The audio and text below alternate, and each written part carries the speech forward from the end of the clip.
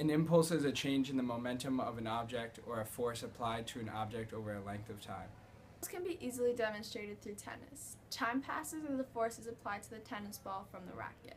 When this happens, we can say that an impulse is applied to the object. So, when the racket strikes the ball, an impulse is applied to the ball. Due to Newton's third law, for every action there is an equal and opposite reaction. So both the ball and the racket have an impulse applied to them. The formula J equals F net times time, which equals the change in momentum. When Erica applies the force from her racket over a longer period of time, the amount of impulse increases. If she were to use the same force over a shorter period of time, there would be less impulse.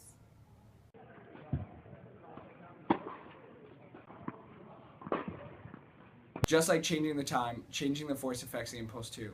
If a greater force is applied, the impulse will increase. Both the variables affect the impulse. Just like changing the force in time, changing the momentum also affects the impulse. When the ball hits the racket, for a very short time it stops and changes direction. So this change in momentum can measure the impulse just as easily. To find the change in momentum, we use the formula momentum is equal to mass times final velocity minus mass times initial velocity, and find the mass of the ball, which is 0.058 kilograms, and the velocity. To find the velocity, we use the formula velocity is equal to distance over time. The distance is 18 meters, and the time it took to get there before the hit was 0.56 seconds. So the velocity is 72 miles per hour. To find the impulse of the first example, we first had to find the final and initial velocity of the ball.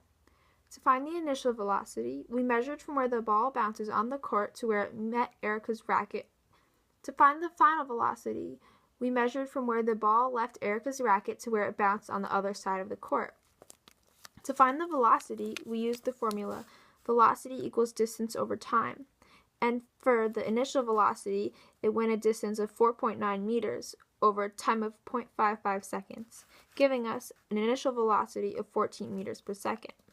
For the final velocity, we used the same formula, and it was a distance of 23.5 meters over a time of 0.72 seconds, giving us a final velocity of 23.6 meters per second, or 73 miles per hour. After we found their velocities, we can use that to find the momentum.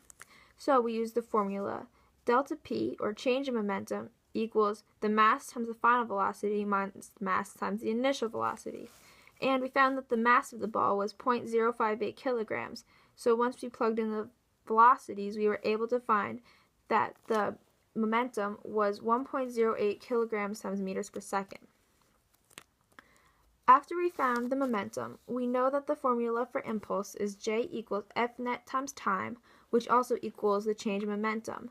Therefore, the change in momentum is equal to the impulse, making our impulse 1.08 kilograms times meters per second.